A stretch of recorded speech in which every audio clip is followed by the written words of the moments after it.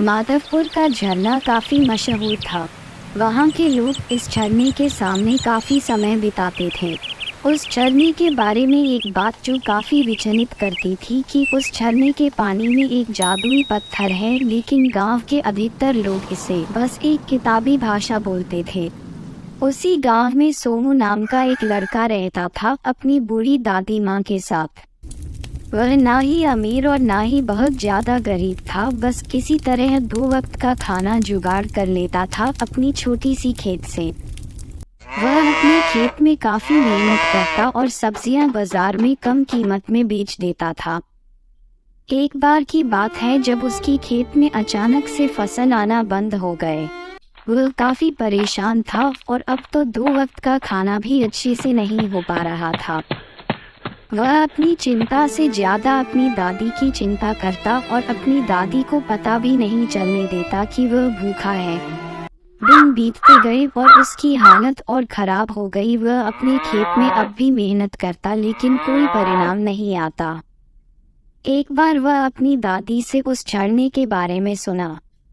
उसे भी विश्वास नहीं हुआ, क्योंकि वह गरीब था और उसकी हालत भी खराब थी। इसीलिए अब वह उस झरने के सामने अपना काफ़ी समय बिताने लगा, ये सोचकर कि काश उसे भी वह जादुई पत्थर मिल जाता। वह हरदम उस पत्थर के बारे में सोचता रहता था। एक बार जब वह मछली पकड़ रहा था, तभी वह जादुई पत्थर पानी से बहता हुआ आया और उसके पॉकेट में घुस गया, लेकिन उसे पता नहीं चला। अब रात का समय हो गया। वह सोने के लिए जा रहा था। वह सोते समय अपनी गरीबी के बारे में सोच रहा था और कह रहा था कि काश मैं भी अमीर हो जाता तो अपनी दादी का अच्छा से ख्याल रखता।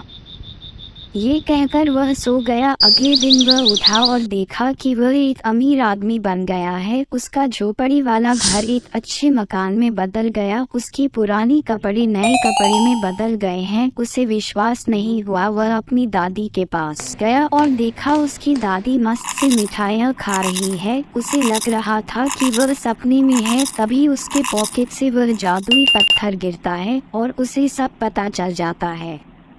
अब सोमू और उसकी दादी काफ़ी अच्छी ज़िंदगी गुजार रहे थे। सब अच्छा चल रहा था। फिर सोनू ने सोचा कि अब वह वापस उस पत्थर को झरने में फेंक देगा, क्योंकि उसका सारा सपना जो पूरा हो गया था।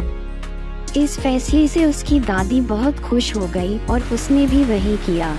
तो दोस्तों, हमने इस कहानी से यह सीखा है कि हमें किसी भी चीज़ का एक सीमित उपयोग करना चाहिए। हमें किसी भी चीज़ का असीमित उपयोग नहीं करना चाहिए और हमें अपनी ज़िंदगी में कभी लालची नहीं बनना चाहिए।